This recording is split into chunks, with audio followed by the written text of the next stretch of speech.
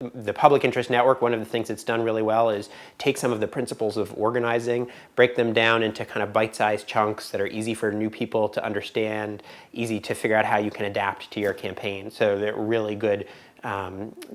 training techniques that come out of that approach. When I find myself working with other alumni, whether they're MoveOn people or whether they're in other organizations who we're working with, I feel like one of the great things is we have a common language and a common understanding of some of the basic strategic concepts. That when I say we need to figure out who our target is on this campaign and what our biggest points of leverage are to influence that target. When I say let's draw a power map to figure out who are the people who we have access to, who have access to influence that target. I'm not speaking a foreign language. I work with Public Interest Network alums all the time now, both at MoveOn, where we have, I think, 6 or 7 people who've come out of the Public Interest Network right now,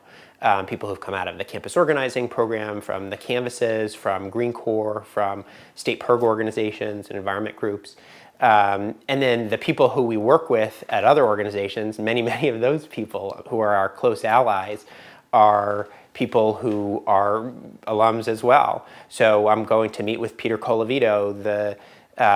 one of the key people at SEIU who I know back from my Green Corps days, and people at other key environment groups as we're talking about how to protect the Clean Air Act. Those are people who I either know because they came out of that program or through my work I met them when I was at PIRG.